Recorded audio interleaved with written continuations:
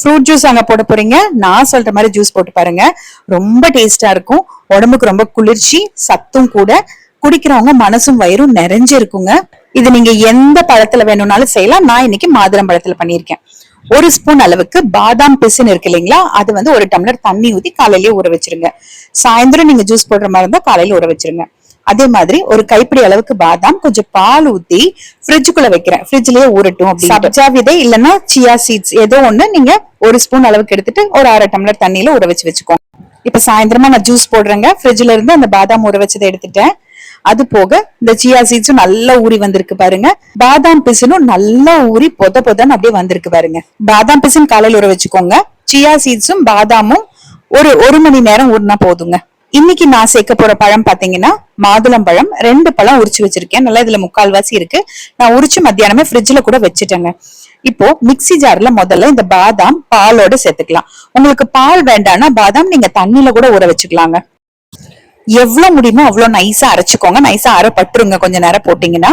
இப்ப இது கூடவே நான் உரிச்சு வச்சிருக்கிற மாதுளம் பழத்தையும் உள்ள சேர்க்கிறேன். மாதுளம் பழத்துக்கு பதிலா நீங்க சாத்துக்குடி சேர்த்துக்கிட்டாலும் ரொம்ப நல்லா இருக்குங்க. இதே மாதிரி ஜூஸ் போட்டீங்கன்னா.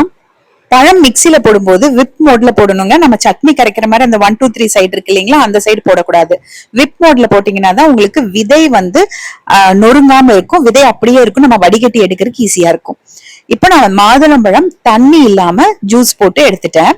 அது வந்து அந்த சூப் வடிகட்டில வடிகட்டிக்கலாம். மிக்ஸி ஜார்ல ஒரு அரை டம்ளர் தண்ணி கலந்து ஊத்தி கூட நீங்க வடிகட்டிக்கலாங்க. தண்ணி அதிகமா ஊத்த வேண்டாம். கெட்டியா இருந்தா நல்லா இருக்கும். ஏன்னா நம்ம பாதாம் பிசின் எல்லாம் சேர்க்கும் போது இந்த கெட்டியா குடிக்கும் போது ரொம்ப நல்லா இருக்கும். பாருங்க, இந்த மாதிரி நல்லா வடிகட்டி எடுத்துக்கோங்க. இதுல வந்து லைட்டா கொஞ்சம் சதை இருக்கும். எனக்கு தான் எப்பயுமே ஆறாதுங்க. திருப்பி அதுல கொஞ்சம் சதை இருக்கும், அது வேஸ்ட் ஆயிரும் சொல்லிட்டு நான் என்ன பண்ணுவேன், இன்னொரு தடவை அந்த சக்கையை மிக்சியில போட்டுருவேன். போட்டுட்டு சும்மா ஒரு அரை டம்ளர் அளவுக்கு தண்ணி ஊத்தி ஒரே அடி. ஏன்னா அந்த விதையில ஒட்டிட்டு இருக்க அந்த சதையும் வரணும் அப்படிங்கிறதுக்காக. அது இருக்குமோ இருக்காதோ, ஆனா எனக்கு வந்து ஒரு மனசு ஆறாது. அதனால கொஞ்சம் அப்படியே அடிச்சு இன்னொரு தடவை வடிகட்டிக்கிறேங்க. அவ்வளவுதான். இப்ப நமக்கு இதுல பாத்தீங்கன்னா விதை மட்டும்தான் மிச்சம் இருக்கும். நீங்க அந்த சட்னி அரைக்கிற மாதிரி 1 2 3ல போட்டீங்கன்னா விதையும் நொறுங்கிரும். என்னதான் நீங்க வடிகட்டினாலும் குடிக்கும் போது ரொம்ப நரன்னு இருக்குங்க. சாத்துக்குடி ஆரஞ்சு எது போட்டாலும் விப் மோட்ல ஜூஸ் போட்டீங்கன்னா உங்களுக்கு விதை வந்து அரைப்படாம நல்லா இருக்கும். ஜூஸ் கசக்காம. அவ்வளவுதான். இப்ப ஜூஸ் ரெடி ஆயிடுச்சு. நான் சர்க்கரை எதுவுமே சேர்க்கல ஜூஸ்ல.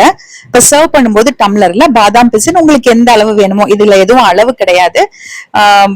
ஒரு 2 3 ஸ்பூன் சேர்த்துக்கோங்க. அதே மாதிரி சியா சீட்ஸ் ஊறினது ஒரு 2 ஸ்பூன் சேர்த்துக்கோங்க. இது வந்து 3ல இருந்து 4 பேர் குடிக்கிறதுக்கு சரியா இருக்குங்க. நான் தேன் சேர்க்கிறேன் இனிப்புக்கு. உங்களுக்கு தேன் சேர்க்க வேண்டாம்னா வெள்ளை சர்க்கரை சேர்த்துக்கலாம், நாட்டு சர்க்கரை எது வேணும்னாலும் சேர்த்துக்கலாங்க. இனிப்புக்கு இனிப்பே சேர்க்காம குடிச்சாலும் நல்லாதாங்க இருக்கும். நான் எந்த வெயில் காலமா இருந்தாலும் எவ்வளவு வெயிலா இருந்தாலும் ஜூஸ்க்கு ஐஸ் கியூப் சேர்க்க மாட்டேன். ஐஸ் கியூப்ஸ் எங்க வீட்டுல நாங்க ஃப்ரிட்ஜ்ல வைக்க கூட மாட்டோம். இந்த பழம் ஃப்ரிட்ஜ்ல வச்சிருந்தேன். அது போக இந்த பாதாம் ஊற வச்ச பால் ஃப்ரிட்ஜ்ல வச்சிருந்தேன் பாருங்க. அந்த சில்னஸ் தான். வேணும்னா 2 ஐஸ் கியூப்ஸ் கூட சேர்த்துக்கோங்க. ரொம்ப டேஸ்டா இருக்கும். இதுக்கு மேல எதுக்கு வெயிட் பண்ணணும், எடுத்து குடிக்க வேண்டியது தாங்க.